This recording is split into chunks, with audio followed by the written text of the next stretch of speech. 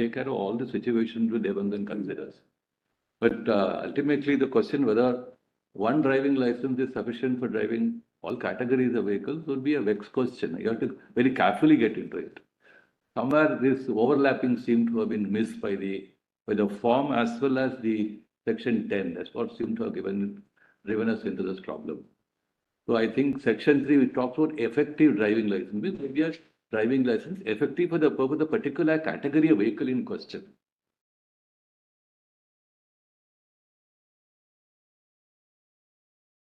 Yes. Whole range of illustrations given in Devangan talk about a maxi cab and a light motor vehicle, a car, or a three-wheeler and a similar vehicle. So they don't present any controversy. When we talk about a tractor or a road roller and a light motor vehicle, then there is a problem. Right? Ordinarily, a person who owns a tractor would like to own a tractor driving license, but he doesn't want a road roller driving license. And many of these categories of vehicles are driven in private space. For instance, mining areas, heavy transport vehicles. They are only in mining areas. Therefore, you could have a very special driving license for those categories of vehicles. Yes. So the union, I think, is advised to withdraw this notification and issue a properly amended set of rules or guidelines, as the case may be. The Attorney General would also kindly tell us, because broadly in the Motor Vehicles Act, there are the weight categories, right?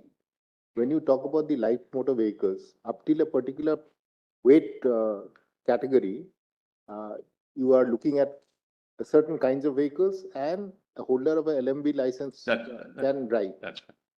Now, examples were given that a lawyer or somebody with a medical professionals with his equipments, etc., would not be able to sort of drive with a light motor vehicle license if you go into the transport category.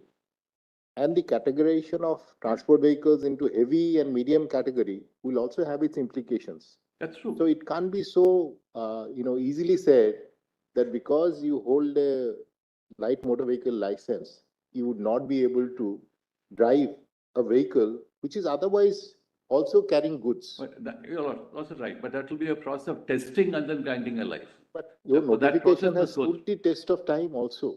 The central government, although you are saying that it's 141 that you have tried to implement, but over the years it has worked itself out. And look at the large number of people, drivers, who are driving commercial vehicles. I certainly alive to that. So you see, look at the livelihood issue. That's true. Look at the absolving of responsibility, because if you sort of, I think everybody is taking these aggregate driven cab, etc., riding.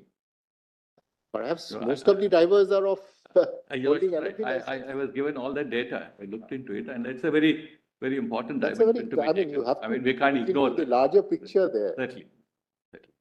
But I think I suppose the rules would be so tuned so that we take care of that also, so that we're not looking backwards.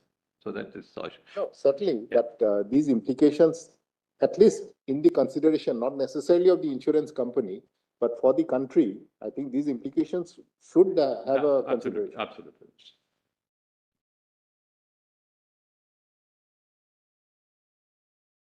So then, certainly, how do we proceed further? Since the question, the order talks about the two notifications, therefore the Union of India before your lordships.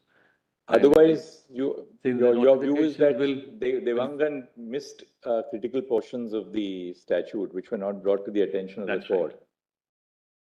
And that you would therefore withdraw the notifications and perhaps issue fresh rules or regulations as the case may be. That's right. Which will certainly address you will have to amend the act if you have to. No, that contemplation is also there. You can't just do it by way of guidelines. So, suppose section 3, 6, 10 all put together, we look at it and then say, yes, this is how the rules may serve the purpose. But if they cannot be done, well, the act may have to be amended. All that is also the contemplation. The only way forward is if you feel that Devangan then is to be, either reiterated or overcome. Legislative. You have to do it legislatively. No doubt about that. Because when my exchanges of Existing thoughts was that statutory position is interpreted by the court. the government you simply issued notification because the judgment has come. So your point therefore, is I that you think we issued the notification in Right. compliance. It's not in acceptance, but you are bound to comply with the judgment and That's therefore you have complied with it. But the interpretation given of the legislative intent, that still holds the field. There could be some gray areas Holds where I the field, think as long as that's right. that remains. Right, but So- there is some. But as far as the court's opinion that fresh other endorsement may not be required, maybe slightly on overboard. That statement.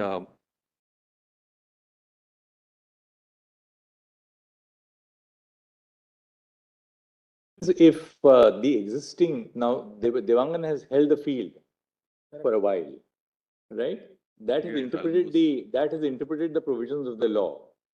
Now, it's always open to the legislature to Parliament, because Devangan is of 2017. It's held the field for 6 years. That's right. It is also always open to Parliament to take away the basis of the judgment. That's open. I mean, And particularly when the government has implemented it, and why should we reconsider the judgment at this stage? And if you are thinking that the judgment is not in line with the statutory position, then if you are willing to amend it as and when you want and change the structure of law.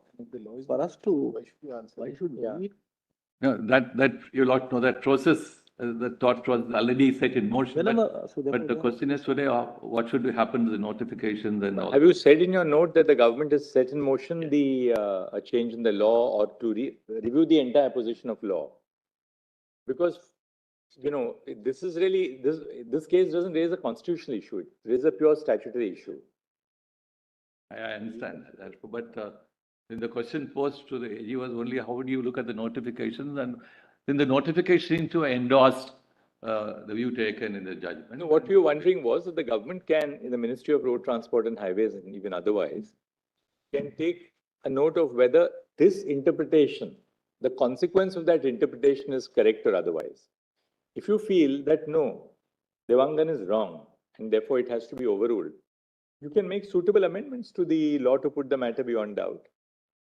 Yeah, that's A simple amendment to say that, well, if you have a license for this category LMV, that course of action you cannot have that license cannot apply with respect to a transport vehicle. A simple amendment will resolve it. But then the advantage of a prospectivity also. Yeah. Or is there another?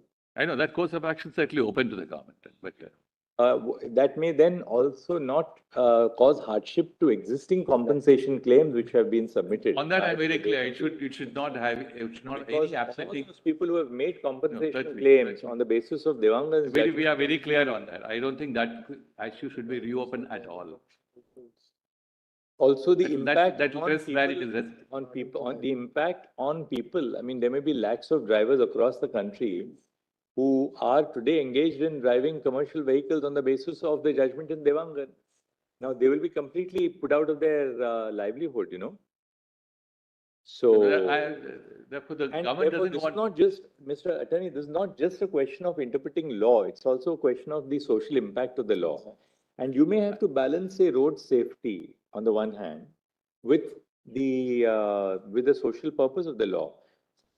And to what extent would the interpretation in Devangan, that is a matter of policy for the government, to what extent would the interpretation in Devangan in that sense cause a serious, impact on the concerns of the government insofar as maintaining road safety, you're developing infrastructure across the country. Will this cause serious hardships in the, Even the law of insurance.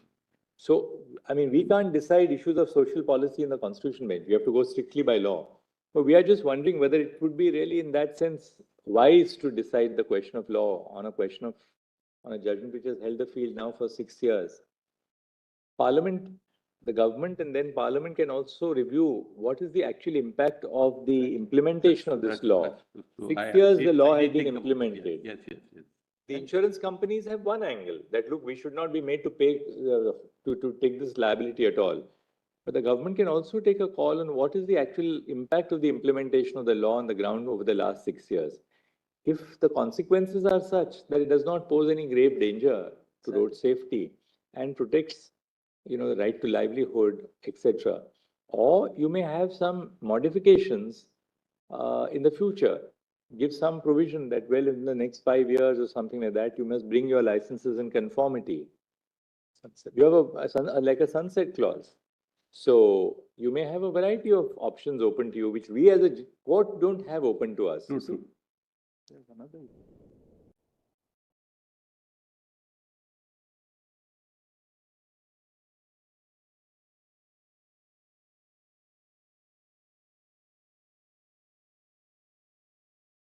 You have to look at, the rapidly evolving transportation phase. You might have autonomous vehicles coming up. They're likely to come, or they're already being, they're already being experimented upon in other countries. India is not going to fall far behind, isn't it? Unquestionable. Today use our own private vehicle, tomorrow morning to just utilize it for transport.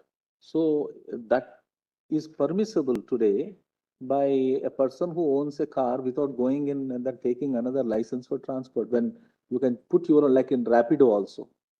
So in such situation where you have permitted usage, flip-flop both of them, in such cases also it becomes very necessary to have, to permit a license, general license, to be utilized for commercial without seamlessly. Government may also have to, government may also have to look at, this. How many licensees do you have in the country who are capable of meeting the strict dichotomy which the insurance companies have urged? Suppose we put them out. Of course, one impact is a social impact on these drivers. But more than that, how many will you be left with? Will you have that supply today in the country? I quite see that it has to be, yeah. And like the Chief Justice was, you are looking at people having valid license or not valid license. You are looking at a scenario in future where, forget about a license, you don't have to have a person holding a license to drive the car. Driverless cars are coming. That's true. Right? So you don't have to have a man. Forget about a man having a license. Well, we'll take stock of all these development that may take place. All these aspects will come in. Yes, I'm sorry. Sorry. Nothing. I was also looking at, and therefore this is really a matter. We feel that, it's for the government to really look at it holistically, you see, because you of course have the interests of the insurance companies, you have the interests of road safety, but you also have to balance the interests of people who may be shut out of their work, that livelihood, then the increase in the demand with the rapidly evolving transport sector, so the strength of the legislature to deliberate upon this issue, which is not available to us. You must which is not available to us. No, I understand that. That's why my first meeting was, I asked several questions which I didn't have ready answers. I mean, therefore we had to engage more in great depth about all these aspects. Yesterday, in fact, many of the lawyers are not here, of course, solicitor was here. Yesterday, when we referred the 124A sedition issue to Constitution Bench, we were also impressed, of course, by both your submissions that, look, legislature is deliberating. As you recall in our conversation yesterday, we felt that, look, you have to deal with constitutional issue because the prosecutions under the existing law will have to be dealt with. That's why but this is a pure statutory issue. So, and this statutory issue combined with intense issues of social policy, social implications, and government may, for instance, settle for a less than legal solution only to protect people whose livelihoods are involved, you see. Government does that all the time. You don't go by strict legality because, you're also of the view that, okay, people are dependent on these. So all that I'm trying lay down, the easiest thing for us to, in that sense, is to interpret the law and then come to the conclusion possibly that Devangan was wrongly decided because you didn't look at certain provision. But it's not that simple, the impact of it would be so. We are worried about the impact of that finding, on the sector. I didn't intend to go beyond this very minimal How should we statement go about it? Would you like to just maybe have a chat with the solicitor and both of you, if you feel that government should, we'll hear you in a minute, that government would review the entirety of the position and then take an appropriate call and inform the court. If you still feel, that, look, Devangan is wrong, we have assessed the whole impact on the social sector. I don't think the I road can make that safety. statement No, we'll not push you right now, not at all. It would not be fair, because this is something which will have to be done at a policy level in the government. And if you still tell us that, no, look, decide the question of law, because we have reviewed it, and according to us, the impact of a wrong position in law will far outweigh